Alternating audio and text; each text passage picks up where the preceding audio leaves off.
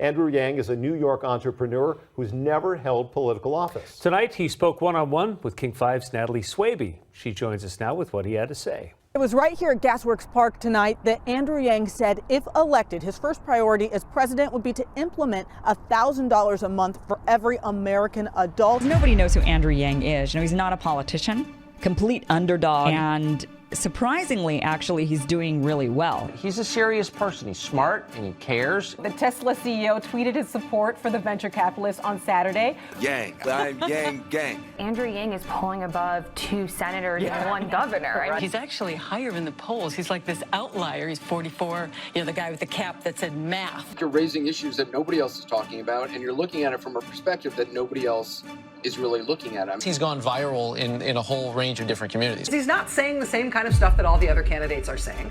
And when he talks, it lands, in part because he's saying things that are unique. I think America is ready for a different kind of president who's more about substance than form.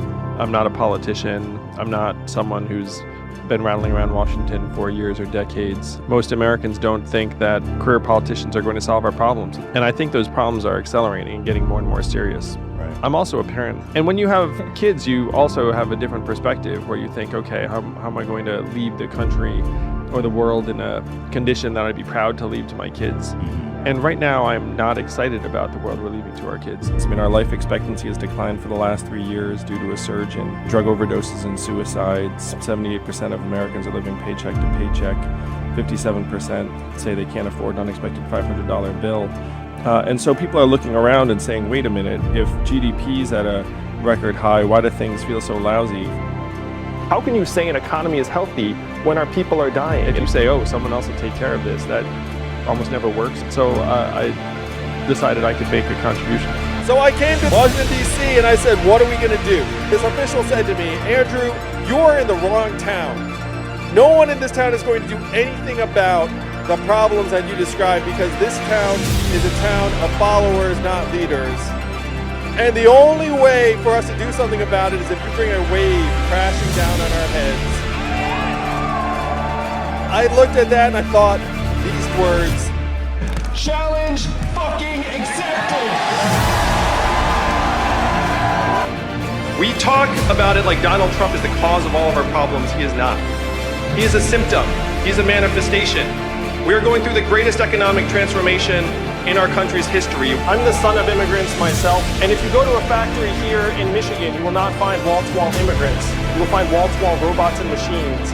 Immigrants are being scapegoated for issues they have nothing to do with in our economy. And what we did to the manufacturing jobs, we will now do to the retail jobs, the call center jobs, the fast food jobs, the truck driving jobs, and on through the economy. Raise your hand in the crowd if you've seen stores closing where you live.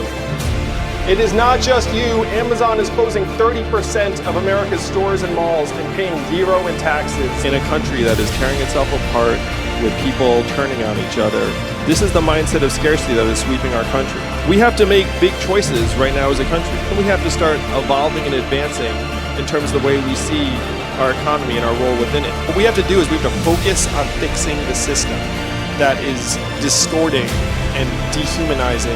I'm running for president because I'm an American and I'm a parent, and I can see the country we will leave to our children, and it is not something that I'm willing to accept. The only thing I worry about is that some total unknown that nobody ever heard of comes along. And so he would be someone to watch because there's still time for an outlier to kind of rise up. And the guy just has solution after solution after solution. There is something compelling about a guy that just seems to have played by the rules and done everything right and believes in math and believes in science. You make sense to me, and you can fix stuff that's happening in the towns that I see every day.